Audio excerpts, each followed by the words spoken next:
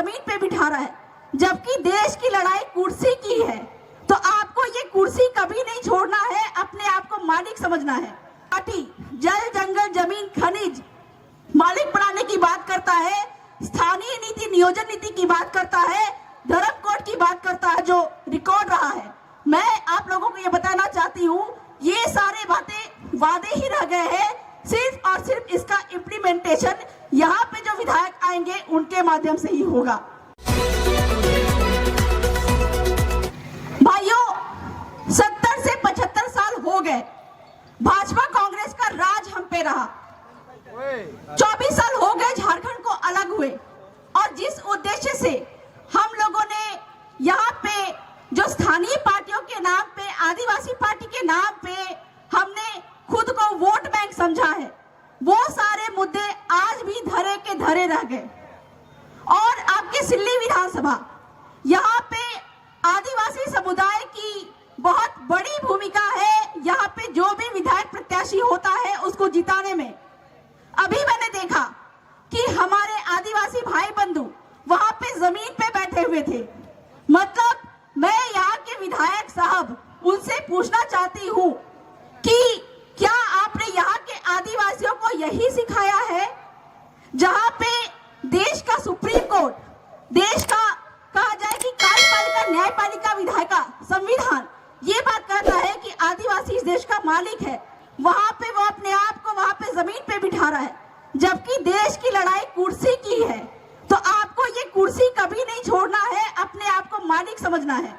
और इसी मालिक समझते हुए यहाँ पे भारत आदिवासी पार्टी अपना एक आदिवासी कैंडिडेट उतारेगी।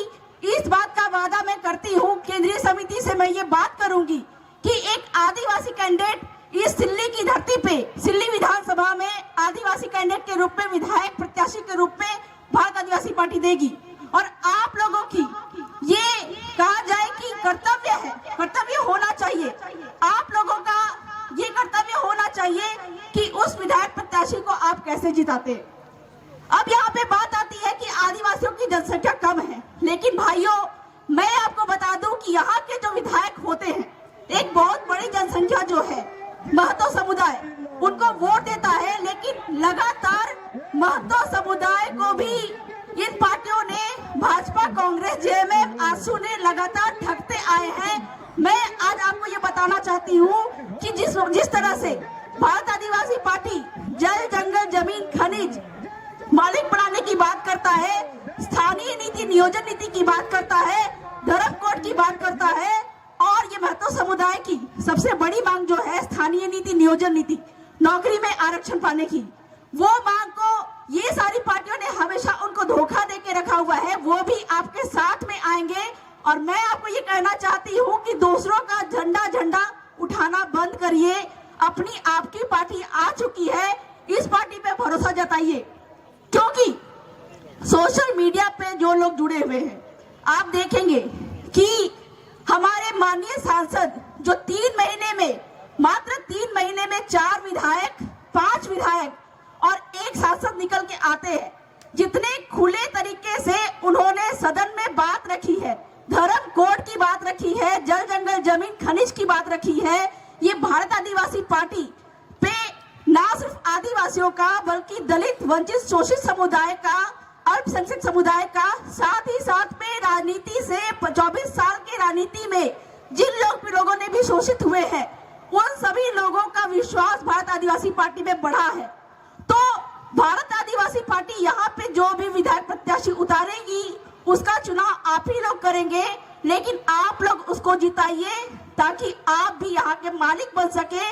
स्थानीय नीति नियोजन नीति जो 24 साल से आपको झुनझुना दिया जा रहा है, जल जंगल जमीन खनिज वन अधिकार अधिनियम का आपको झुनझुना दिया जा रहा है, और यहाँ पे जो कंपनियां बैठती जा रही है, लेकिन यहाँ के मालिकों को उसमें कब्जा नहीं दिया जा रहा है। आपके जो यहाँ पे आदिवासियों के मंदिर है, उन मंदिर में ट्रस्ट जो है, आदिवासियों का अधिकार होता है, स्थानीय का अधिकार होता है, वो नहीं दिया जा रहा है। भारत आदिवासी पार्टी का अभी तक का जो रिकॉर्ड रहा है, मैं आप लोगों को ये बताना चाहती हूँ, ये सारे बातें वादे ही रह गए हैं, सिर्फ और सिर्फ इसका इम्प्लीमेंटेशन यहाँ पे जो विधायक आएंगे उनके माध्यम से ही होगा। तो आप लोगों पे बहुत बड़ा बड़ी जिम्मेदारी देकर जा रही हूँ कि आंसू ने चूल्हा कमेटी बनाया है। कहीं ना कहीं भारत आदिवासी पार्टी का ये मानना है कि लोगों को जोड़ना है, लेकिन ये चूल्हा कमेटी बना के तोड़ने की कोशिश की जा रही है। क्यों? जितने ज्यादा घर में चूल्हे होंगे उतने ज्यादा उनके चूल्हा कमेटी बनेंगे। तो ये बात आपको समझना पड़ेगा कि यहाँ पे जो लोग राजनीति कर रहे हैं ये लोग जोड़ने के लिए नहीं बल्कि आपको तोड़ने के लिए कर रहे हैं। और भारत आदिवासी पार्टी एक ऐसी मात्र पार्टी है जो आप लोगों को, इस विधानसभा के लोगों को जोड़ने के लिए, यहाँ के हक अधिकार प्राप्त करने के लिए बनी हुई है। तो बहुत ज्यादा मैं नहीं बोलूंगी। अंत में आपको कार्यभार देके जा रही हूँ, आपकी अपनी पार्टी समझ के, और आज जो यहाँ से सीख के गए हैं महिलाओं को मैं कहना चाहूंगी कि गली गली गांव गांव में आपको भारत आदिवासी पार्टी के बारे में बताना है कि यही एक ऐसी पार्टी है जो कि आपको हक अधिकार दिला सकती है। तो बहुत बहुत जोहार, जय झारखंड।